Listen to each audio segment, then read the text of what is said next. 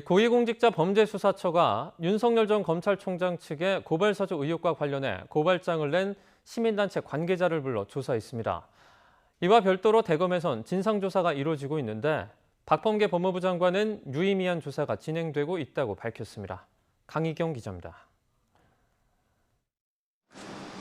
지난 6일 윤석열 전 검찰총장의 고발사주 의혹과 관련해 고위공직자 범죄수사처에 고발장을 낸 시민단체 대표가 이틀 만에 다시 공수처에 출석했습니다. 공수처가 수사 여부를 판단하기 위해 첫 고발인 조사를 진행한 겁니다.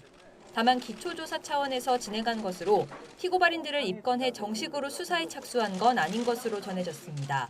엄밀한 의미에서는 좀 입건된 상태가 아니기 때문에 또 입건을 하기 위한 사전 조사 측면입니다. 그래서 통상의 고발인 조사하고는 좀 다르다라는 점을.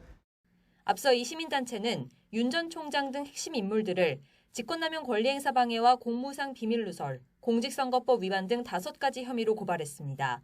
단체 대표는 조사에서 공수처 측 요청에 따라 국가공무원법에 대한 고발 부분을 취하했다며 나머지 혐의에 대해선 직접 수사하겠다는 의지가 보였다고 전했습니다.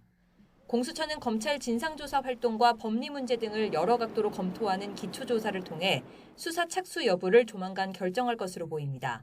대검찰청 진상조사에도 속도가 붙고 있습니다. 손준성 검사가 사용했던 PC를 확보한 데 이어 제보자의 공익신고와 함께 휴대전화 등 관련 자료를 추가로 제출받아 분석하고 있는 것으로 전해졌습니다. 박범계 법무부 장관은 유의미한 조사가 이뤄지고 있다고 본다며 다만 수사 전환 여부는 대검이 자체 판단할 문제라고 말을 아꼈습니다. 어쨌든 유의미한 조사가 이루어지고 있기 때문에 수사 전환 여부는 현재로서는 대검이 자체 판단할 시점이 아닐까. 이와 별도로 법무부에서도 여러 경우의 수를 가정해 수사 주체와 법리적인 부분에 대한 검토를 진행했습니다.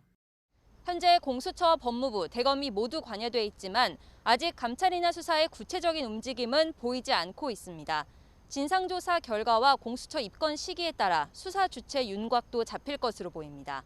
YTN 강희경입니다.